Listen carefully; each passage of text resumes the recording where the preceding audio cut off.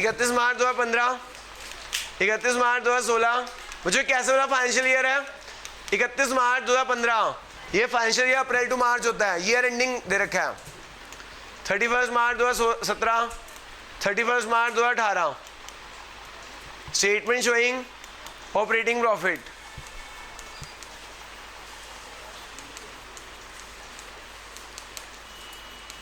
Statement showing operating profit. मुझे मैंने net profit दे रखा है।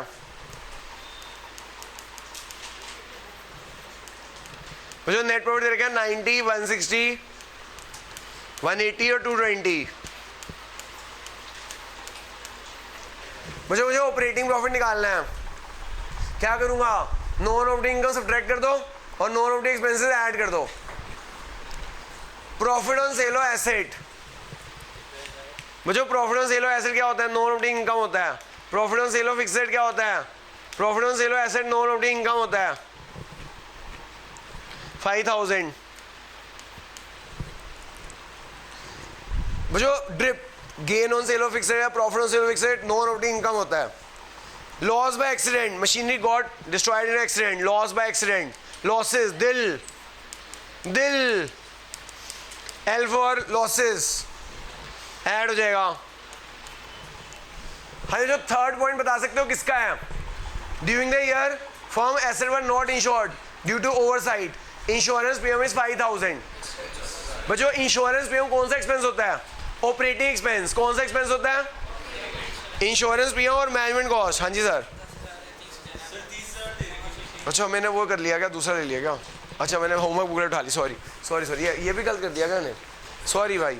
ये जो 10,000 है, मैंने वो होमवर्क बुकलेट उठा ली। ये 10,000 है और लॉस बाय एक्सीडेंट 30,000 है। हाँ, जो इंश्योरेंस प्रीमियम कह रहे फिक्स रेट का इंश्योरेंस प्रीमियम कराना भूल गए, इंश्योरेंस प्रीमियम कराना भूल गए। तो इंश्योरेंस प्रीमियम कौन सा खर्चा होता है? ऑपरेटिंग। ऑपरेटिंग एक्सपेंस किया ही नहीं, ऑपरेटिंग एक्सपेंस पे ही नहीं किया, तो ये क्या है? रेक्टिफिकेशन एरर है। क्या है ये? करो रेक्टिफिकेशन एरर। आप बताओ एक खर्चा बिजनेस का है वो पे ही नहीं किया, उससे प्रॉफिट बढ़ गया होगा, उसका प्रॉफिट सही करने के लिए क्या करूं? तो भूल गए, इंश्योरेंस प्रीमियम पे करना भूल गए, इंश्योरेंस प्रीमियम पे करना भूल गए। तो वो जो ये ऑपरेटिंग एक्सपेंस होता है इंश्योरेंस प्रीमियम, तो इससे रेक्टिफिकेशन एरर का पॉइंट है ये रेक्टिफिकेशन ऑफ एरर का पॉइंट है। कितना अमाउंट है? और तो कोई पॉइंट नहीं है ना करना। जो ये आ गया 80, ये आ गया 190, ये आ गया 170, ये आ गया 220। मुझे एवरेज प्रॉफिट निकाल देना।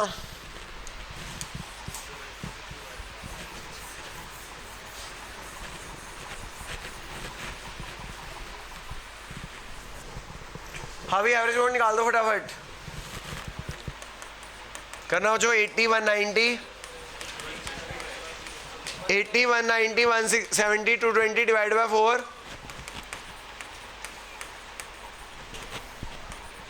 कितना आ गया जो एवरेज प्रॉफिट? 1,65,000। गुडविल कितना ईयर परचेज है?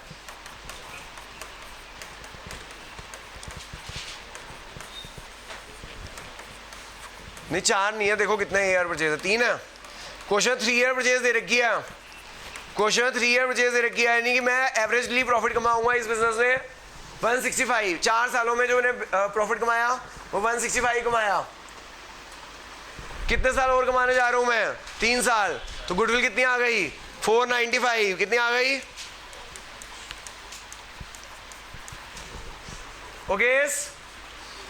Question third homework, last question fourth. Third homework है जो सेम क्वेश्चन है, फिगर अलग है बस।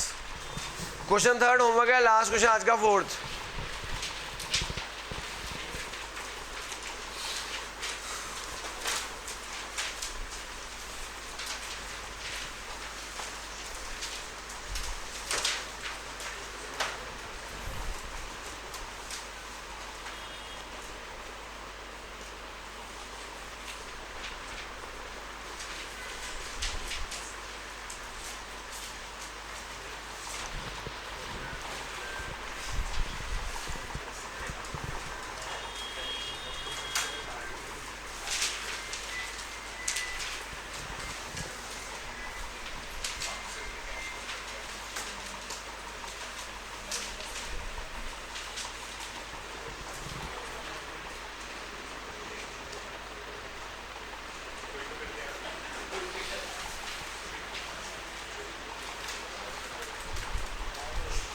करने शुरू।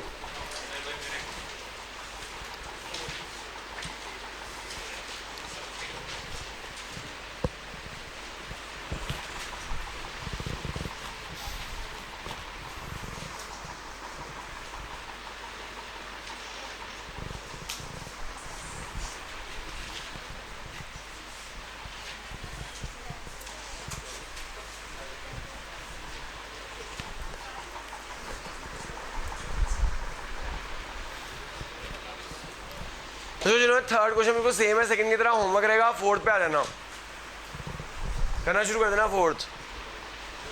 सबको समझ आ गया? हाँ मेरा अजीब भाई समझ आ रहा है? तेरी कोई क्लास मिस हो रखी है क्या? सारे फंडामेंटल पूरा हो गया? करे हुए फोर्थ? वो तो मैं बोल थक गया। हाँ जी फोर्थ क्वेश्चन आज का last question, very very important question for life.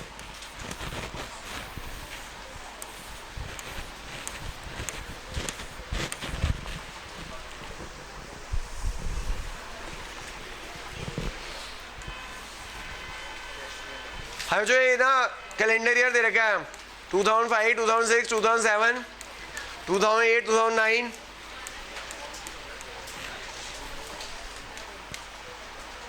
बच्चों हमें प्रॉफिट दे रखा है 30,000 का, 70 का, 1 लाख का, 140 का और 120 का लॉस।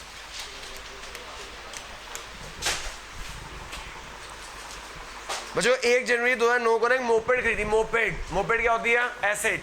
जो शोले पिक्चर किसी ने देखी हो, पुरानी पिक्चर है, अमिताभ बच्चन धर्मेंद्र की, गब्बर सिंह तो सुना ही होगा। उसमें वो सिर्फ बाइक के आगे ना बग्गी लग जाती है, उसे मोपेड बोलते हैं। बाइक के आगे एक बग्गी लगा लेते हैं, उसे मोपेड बोलते हैं। मोपेड खरीदी और उसे खर्चा मान लिया। मोपेड खरीदी और उसे क्या मान लिया? एसेट को खर्चा मान लिया भाई। एसेट को क्या मान लिया? एसेट को क्या मान लिया? तो बताओ भाई क्या करूं?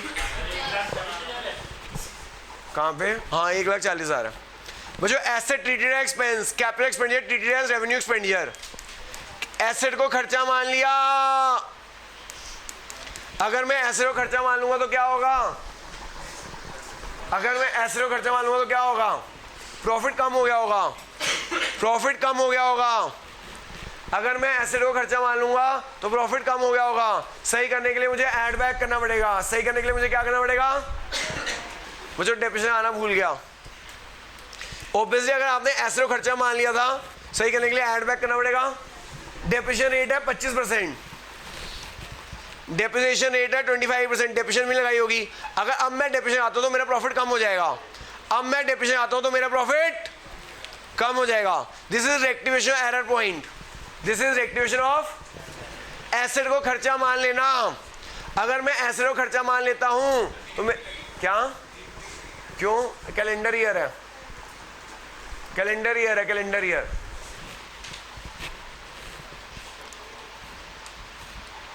मुझे ये आ जाएगा ऑपरेटिंग प्रॉफिट।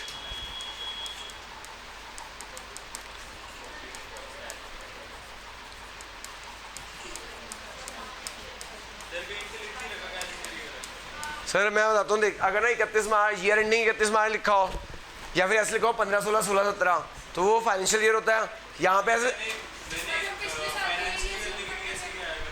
वो तो बाय में कुछ फर्क नहीं पड़ेगा, लेकिन मैं बता दूं यहाँ पे 2005, 2006, 2007, 2008, 2009 दे रखा है, इसलिए कैलेंडर ईयर है। फाइनेंशियल ईयर की पहचान ऐसे होती है तो 5, 6 लिखा होगा, 6, 7, 7, 8, 8, 9 लिखा होता है, या ईयर एंडिंग 31 मार्च, ईयर एंडिंग 31 मार्च 2005 ऐसे लिखा होता है। वैसे कैलेंडर ईयर है।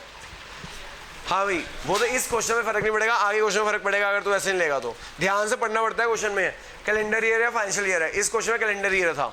करना में कितना आ गया ये? 1,25 नेगेटिव में से 20,000 गए।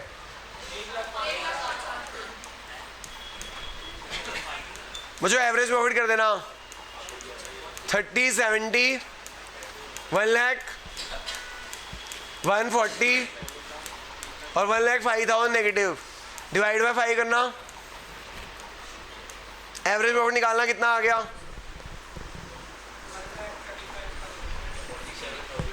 कितना आ रहा है? 47।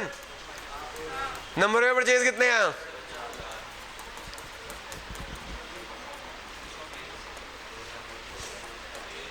हाँ जी नंबर ऑफ परचेज कितने हैं? हावी नंबर ऑफ परचेज 4 साल। गुडविल कितने की आ गई? एवरेज प्रॉफिट है जो 47 का, नंबर ऑफ परचेज है 4 इयर्स, कितने आ गई भाई? 188। किसी को दोबारा समझाना है पॉइंट? एसेट को खर्चा मान लिया, एसेट को खर्चा मान लिया, प्रॉफिट कम हो गया, सही करने के लिए ऐड बैक करना पड़ेगा, फिर हमें डेप्रिसिएशन आनी पड़ेगी।